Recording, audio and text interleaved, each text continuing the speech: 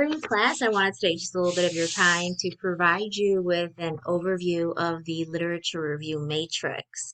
So the literature review matrix, the matrix itself is a tool for organizing the literature. The matrix will help you to make order out of chaos because you likely have an abundance of articles in front of you. With your matrix, what you will do is you will abstract elements from each journal article and place them into the table. I have created a matrix with standard or typical headings, but you may individualize the table headings. If there is a topic you believe is relevant to your work, it is acceptable for you to add a column. So perhaps you thought it would be wise to identify how a particular concept was defined across different studies. Then you might choose to add a column heading titled Conceptual Definition. I do want the literature review matrix to work for you. It is acceptable to keep your matrix concise and to avoid complete sentences.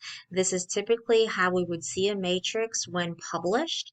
However, the matrix that you construct for this course will not be a permanent part of your scholarly project.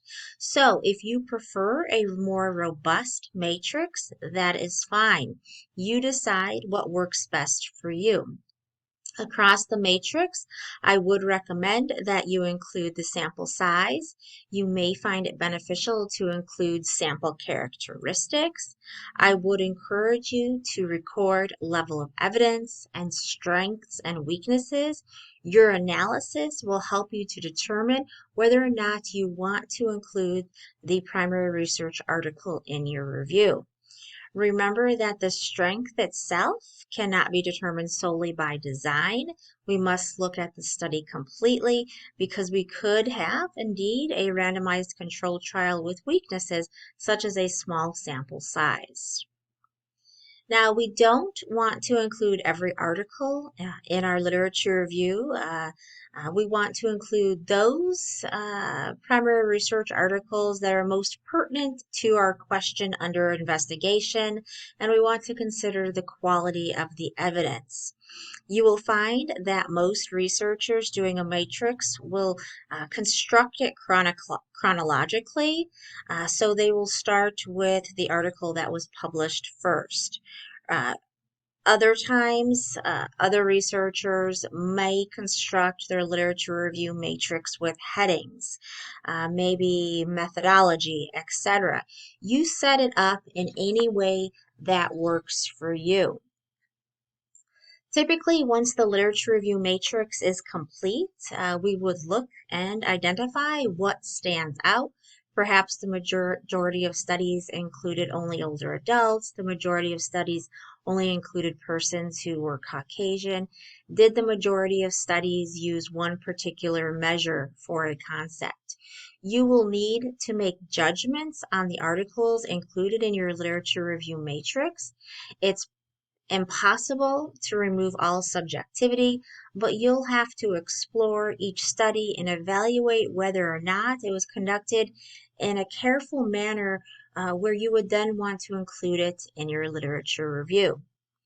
When we think about articles to include in our literature review, we need to think about how far we want to branch out. Sometimes this is best explained by an example.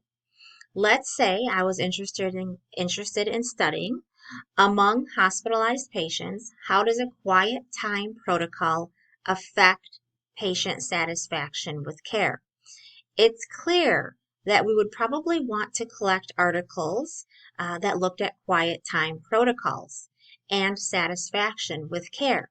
But I would probably also want to begin my literature review with some information about the importance of sleep and the negative consequences of insufficient sleep. So we just need to begin to think about those headings for your literature review. For now, I would like you to take some time to begin work on your literature review matrix and to integrate the articles that you believe are valuable through a careful analysis. For the literature review matrix assignment, please do take some time to review the rubric that is in Brightspace.